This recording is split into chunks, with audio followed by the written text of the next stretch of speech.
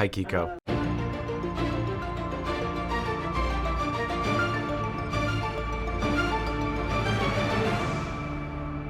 Thank you for taking the time. Thank you. My pleasure. I love how it starts with the quote, "Every human being is a universe within themselves, floating about in eternal darkness, always a lonely, so lonely." Very poetic and sad. Can you connect with that quote in any way in your life? Well, um, I, I, I am a, if you take those tests Hmm. online about introversion, extroversion, Right. um, extroversion is a term coined by Jung as or introversion, or at least the definitions were coined by Jung. But in any case, Jung's definition of an extrovert would be somebody that gains energy from being around other people, and an introvert is somebody that gains energy uh, and recuperates energy from being alone. And if I take those tests online, I test as an introvert. Uh, Right. I often seek out to be on my own. I was raised as an only child, and I've never been married. I don't have children. I spend a lot of time alone. Hmm. During the pandemic, I was in at my property in the Czech Republic. Virtually, I had some interaction with people for I was there for 9 months. It flew by like that. Like Right. it was not an issue. I mean, I talked to people on the phone and stuff, but I I there's a lot of people who I'll meet that say they're kind of antisocial or what have you. I've actually never met anybody more antisocial in a way than I am. But I have an extroverted profession, Right. and it's not that I'm not afraid of being in public. And through training and acting, there are aspects. I have to turn it into a concept. I have Hmm. no problem with presenting concepts, and something about acting training can do with that, with intentions and that sort of thing. Right. Right. Uh, but I no, I that would be something of the character that is very separated from myself. I remember looking at it. I had a fairly different interpretation of the character in a certain way when I first read it. Yeah, But that's interesting. I'd like to know about that. well, I really wasn't thinking about that aspect of the loneliness that's stated. I know it's stated at the very top there, but I there were certain things I was not thinking about, and Tallulah did have me do variations in performance that led toward something. I could see what she was doing. There was a big interpretation difference at the very end of something that I wanted that's not in the film. Uh, Hmm. but there were parts of the interpretation throughout that she was adjusting, which I can see what she wanted, and they didn't conflict with what it was that I wanted at the end. But the thing that I wanted at the end, it's not in the film. Not that, which is okay. I mean, the main thing about the film is that it is a film which has a way that it was written that was it's open to an interpretation in multiple ways. And to me, Hmm. that's a good thing. I like when films let somebody in an audience interpret something. I'm a filmmaker myself, and Right. like to do that with my own filmmaking. So I appreciate it, even though there was something as an actor I wanted that isn't there. I do appreciate that the overwriting aspect of the film lets an audience interpret something. Do you find it more challenging as an actor to go into something where your character is more eccentric because you are more introverted in real life, Yeah. or do you like that part of it and to be able to play those No, characters? eccentricity and introversion or even extroversion are not mutually exclusive. Like Hmm.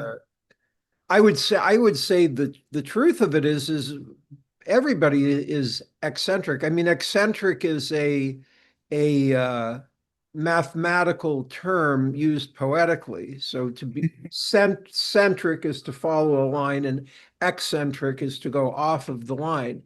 Does anybody really truly follow an exact line? I Even if they were following an exact line, that would be an eccentricity from some perspective. So I don't think extroversion or introversion or anything really stops anybody from being eccentric. You just have to study them enough, and then something's going to be eccentric. How much of Mr. K's personality traits then came from the script, and how much of it emerged through your own instincts during, whether it's rehearsal or the actual shooting of the film? The script, did you say? Yeah, did his personality traits were those already in the script, or did you build those yourself as the No, movie was?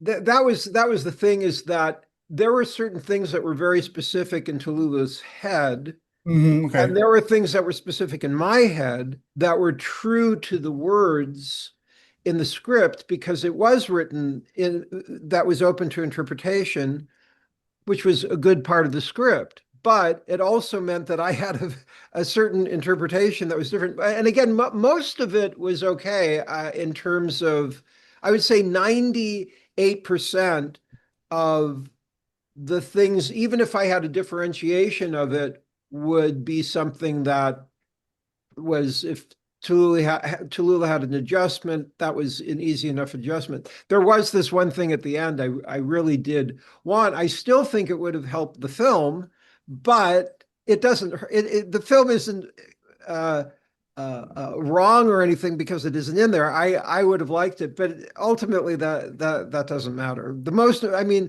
it is Tallulah's film. She wrote it. She did what she wanted to do with it, which is commendable. So even if I would have liked this one thing, it's it's all right. The overriding thing, like I say, is that an audience can interpret something out of it, hopefully of interest for the audience. I hope it wasn't sawing yourself in half or anything that No, a magician would do. no, no, no. It was a nuance of playing something, really. It was just a differentiation of playing something, I which love the I fact think that would have given a bit of an arc of something, but it's okay. There's still an arc there. It's all right. I love the fact that Mr. K is a magician. You think as a magician, he'd have friends all around him. I mean, magicians bring people in, right? It's just this amazing talent that somebody has to be a showman. But at the same time, Mr. K is kind of like you said, he's a little bit more of an introvert, so he wasn't getting those back and forth from the audience. Like at the beginning, you see they're not really responding to his magic or anything like that. Did you think about that as, he's taking on this magician role, but he's not the he's not the perfect magician, I guess. Rephrase the question, if you I, could. I guess just the idea that he's a magician and magicians are usually, the center of attention, but he has such a quiet life. So how do you connect those two together? Well, I mean, I, I live a relatively quiet life. I Hmm. prefer to live a quiet life, other than the when I'm doing promotion or in front of a camera or what have you. I attempt to do that. Sometimes things happen, which I attempt to avoid things of disruptive nature happening, but they can. Uh, so that. that's not, I mean, that's something I can relate to, is having an extroverted profession and having a kind of internal way of being. Right. I think you've made a career on making unexpected choices, whether it's roles or performances or your own films. How does Mr. K fit into that larger arc of your artistic evolution? The arc of eccentricity. Of artistic evolution of the way that you've chosen your roles throughout your career, whether the roles or performances or directing your own things. Well, my own filmmaking is a very different thing. That is something I have a lot of direction and wherewithal of what I'm doing in certain ways. Acting, my acting career around the year 2000, just before the year 2000, I had to change the way that I accepted roles. Mm, Previous to that time, I made a strong shift of what I was thinking about with acting. Before that time, I thought of acting as my art, and I did other things as well. I did right. graphic art, but acting was my art. But it was also how I made a living.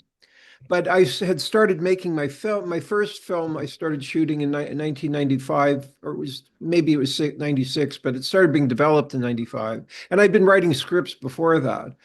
I Right. just started realizing, and then the second film I knew I had to end up funding. And I just started realizing I needed to start funding my work myself, not try to get corporate funding, and that I needed to accept roles for films that I would have months before or years before just outright turned down. And so I switched psychologically, that acting became a craft which has artistic elements to it, but my art is in my filmmaking. So Yeah. it's that's what I kind of like preserve and protect and go for no matter what. And acting, I always want to do a good job, but it's uh, it's a slightly different place in my head than it would have been in the year 1990. Right. Just a couple more questions, but I love how in Mr. K the house itself or the hotel itself feels like a living thing. Did you see it that way as you were inside or on the set that you could see it? It was almost like the old film The Haunting where you could see it breathing and Yeah. moving. Did Yeah, that you was well, that was apparent in the screenplay and the production design that yes, the house is definitely a character, and that it was something. There was also something that got changed in the screenplay a bit, which also led to a little bit of the stuff having to. It was stuff at the end where Tula and I ended up having a lot of discussion about, because there were certain actions that you could claim it was subtle, but it actually had big implications in terms of structure and what character is a protagonist, what character is an antagonist, and because there are certain actions that a standard protagonist takes to make them a right, protagonist, and there are certain uh, actions or non-actions that an antagonist will take that right, defines it that way. And there were in the draft of the script that I agreed to initially, there were very particular actions that defined Mr. K as a protagonist. Some of those actions were taken out in a later script, the later version of the script, which again, ultimately, the film, it's Tallulah's film, and she did what she wanted with it. But it did have effect on things that I'd initially agreed to in the film and what it ended up being.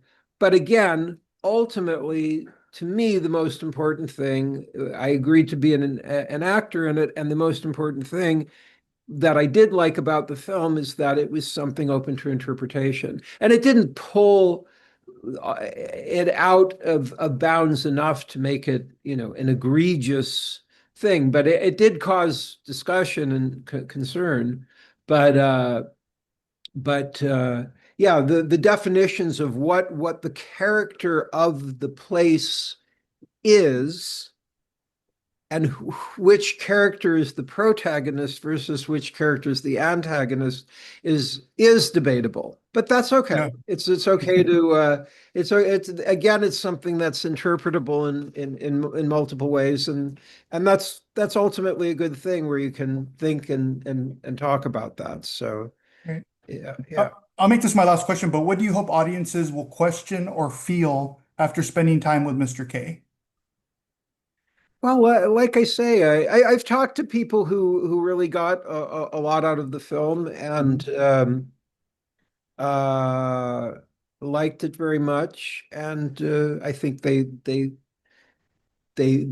enjoyed the world they were in, or whatever, however you want to call it, and that's good. If somebody gets something out of it, that's a nice thing, and I feel like a lot of people have gotten positive things out of it. And again, if something is interpretable, and audiences can get something, I'm all for it. And that's to just bring in my own film for a moment. That's what I'm about to be doing with touring with Know You're Wrong or Spooky Action at a Distance. Yes, can't And wait for that.